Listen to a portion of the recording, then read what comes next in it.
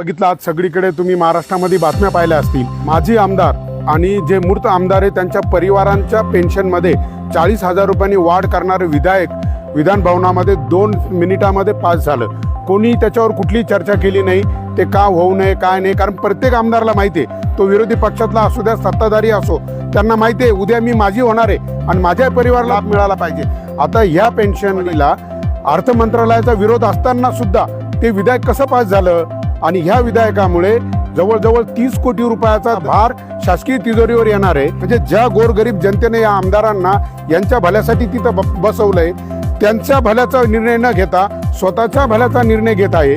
आणि जो एखादा कर्मचारी सेवानिवृत्त होतो, रिटायर होतो आणि तो जेव्हा मृत होतो तर त्याच्या कुटुंबाला 50% पेन्शन दिली जाते, परंतु यांनी जेवढी पेन्शन सेवानिवृत्त आमदाराला आहे तेवढीच पेन्शन त्याच्या परिवाराला सुद्धा दिली जाईल असा एक त्याच्यामध्ये नियम टाकलेला आहे। महाराष्ट्रातील जनतेला आणि ज्या आमदारांना पण एक छातीवर हात ठेवून सांगावं, खरंच तुम्हाला पेन्शनची गरज आहे का? ज्यावेळेस जो माणूस आमदार होतो, म्हणजे सगळ्या लोकांनी वर्गण्या करून काही आमदार आम्ही निवडून देताना पाहिलेत, त्यांच्या आधीची आर्थिक परिस्थिती 5 वर्षामध्ये कोट्याधीश होतो, करोडपती होतो, अब्जाधीश होतो, तो त्याला खरंच पेन्शनची गरज आहे का? मग त्याला पेन्शनची गरज नसताना त्याला भरमसाठ अशी पेन्शन देऊन 30 कोटी रुपयाचा आर्थिक बोजा शासनावर पडला। आणि आता हे जे कर्मचारी दिसत आहे ना, हे खाजगी माध्यमिक शाळांमधील 4थी श्रेणीचे हे कर्मचारी आहे। 2020ला शासनाने काय निर्णय घेतला, म्हणजे शासकीय तिजोरीवर त्याचा भार येतो, त्यामुळे त्यांनी निर्णय घेतला की यापुढे त्या 500च्या आतमध्ये जर विद्यार्थी असेल त्यांना 4,000 रुपये, 500च्या वरती असेल असं प्रत्येक टप्प्याटप्प्याने त्यांनी अनुदान ठरवून दिलं। अरे पण ह्या कर्मचाऱ्यांनी गेली 10-10, 15-15 वर्षे यांनी सेवा केली, त्या संस्थेमध्ये सेवा केली। का सेवा केली?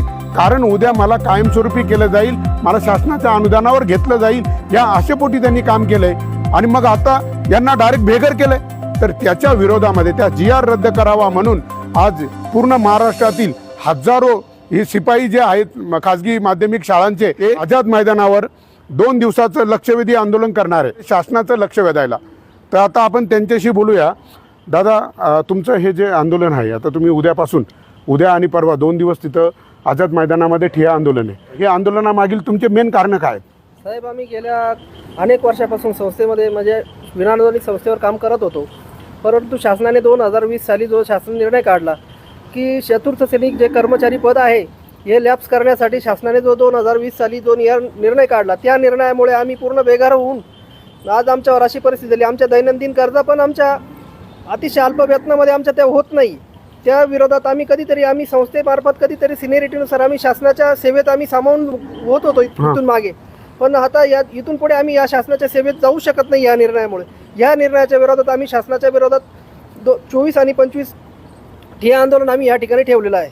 हां, म्हणजे आता काय होणार आहे ते त्या GR मध्ये स्पष्ट उल्लेख आहे की बाह्य यंत्रणा ज्या आहेत कॉन्ट्रॅक्टदार ठेकेदाराकडनं ते भरणार आहे। म्हणजे मला या माध्यमातून एक प्रश्न शासनाला विचारायचा आहे, काय रे तुम्ही जो ठेकेदार देणार आहे, ठेकेदाराला त्याचा फायदा आणि मग त्याच्यातून यांना पैसे, अरे त्यापेक्षा डायरेक्ट तुम्ही यांना घ्या ना तुमच्याकडे, आणि यांनी त्या आशेवरच काम केलंय ना। तुम्हाला किती पगार होता जॉईन झाले तेव्हा? अतिशय अल्प वेतनावर, म्हणजे कोणी 1000 रुपयापासून काम केलं, कोणी 1500 रुपयापासून। तुम्ही किती दिवस झाले काम करताय? आम्ही गेल्या 18 वर्षापासून संस्थेत विनानुदानित तत्वावर काम करत आहोत। विना अनुदानित तत्वावर 18 वर्ष या माणसांनी असे शेकडो हजारो कर्मचारी आहे ते आशेवर काम केलंय, आणि आज त्यांना तुम्ही डायरेक्ट बेघर करून टाकलं। हां, अरे त्यांना तुम्ही कायमस्वरूपी करा। आणि काय हो, ज्यांना तिकडं काही गरज नाही तिकडं तुम्हाला आता हा 30 कोटी रुपये जो पेन्शनच्या माध्यमातून भार येणार आहे तिजोरीवर, तो येणार नाही का? मग फक्त तुम्हाला या गोरगरिबांचा पगार करायलाच फक्त तो भार येतोय का? आणि हे पद तुम्ही आता ठेकेदारातून भरणार, म्हणजे तिथे ठेकेदार त्याच्यातही भ्रष्टाचार चालू द्या। मग यांनी लोकांनी जगायचं का नाही? म्हणजे सरकार नक्की कोणाचं आहे? फक्त ज्यांना निवडून दिले, हे तुमच्या विकासासाठी आम्ही तुम्हाला निवडून दिले का? म्हणजे तुम्ही फक्त प्रत्येक वेळेस तुमचंच भलं, 2,67,000 रुपये पगार, आणि आता सेवानिवृत्त झाले का 90,000, 50,000 भेटत होता, आता 40,000 वाढ केली। हां, मग तेव्हा नाही तिजोरीवर भारी आहेत का? मग तुम्हाला फक्त गरिबाला अनुदान द्यायला?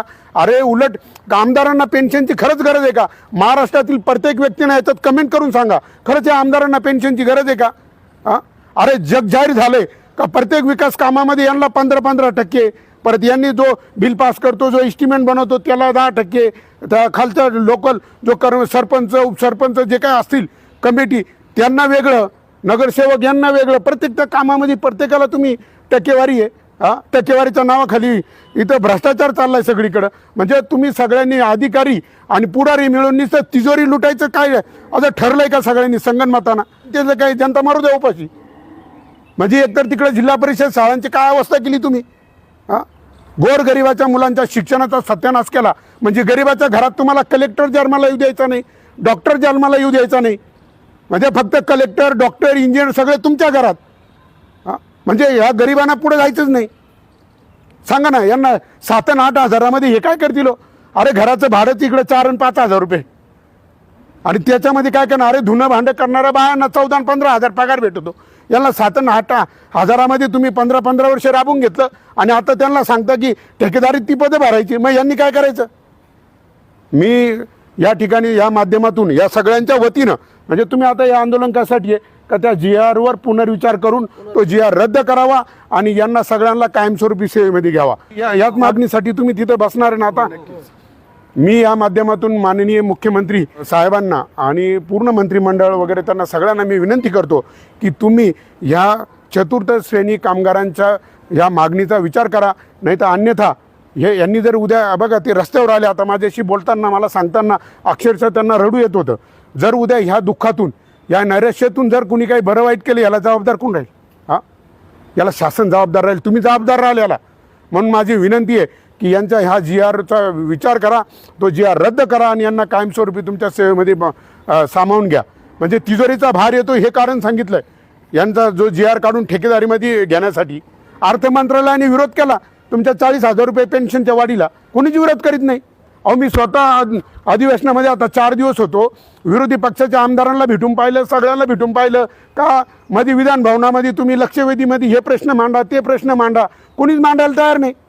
म्हणजे एकमेकास सहाय्य करू, अवघे होऊ श्रीमंत, जणू तुमच्या देशामध्ये सगळं हेच सुरू आहे. अरे पण एक लक्षात ठेवा, तुम्ही ह्या जनतेचे सेवक आहे, हे सरकार जनतेचं आहे, आणि आता हे नागरिकांनी जागृत व्हायचं आहे.